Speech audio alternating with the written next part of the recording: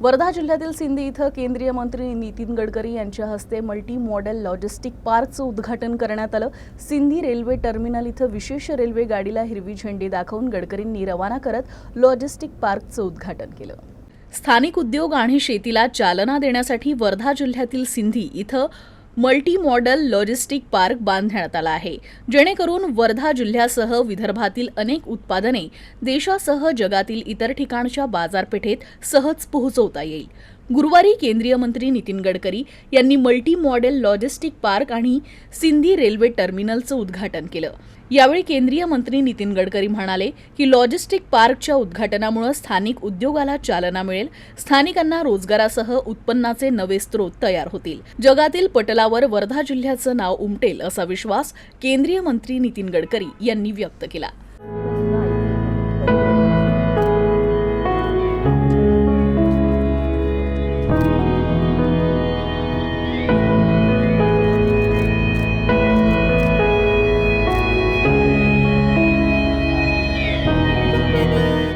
मला आनंद आहे, मी देवेंद्रजींना विनंती केली आणि त्यांनी मुख्यमंत्री असताना 1200 कोटी रुपये नागपूरला लॉजिस्टिक पार्क करता दिले। 1200 कोटी रुपये।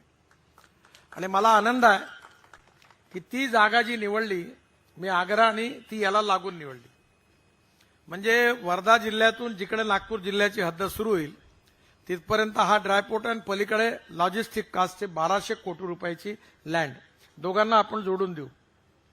आणि MIDC कडनं त्या ठिकाणी पुन्हा एकदा pre cooling plant, cold storage, food grain godowns, नागपुरातले मोठे मोठे गोडाऊन्स आहेत शहरात जातात, वर्धा जिल्ह्यातले आणि नागपूर जिल्ह्यातले जेवढे फूड कॉर्पोरेशनचे किंवा कोणाचे गोडाऊन्स आहेत हे सगळे या ठिकाणी सायलोमध्ये येतील आणि या भागातून सगळीकडे अन्नधान्य, साखर डिस्ट्रीब्यूट होईल। ते सगळं सेंटर इथे होईल।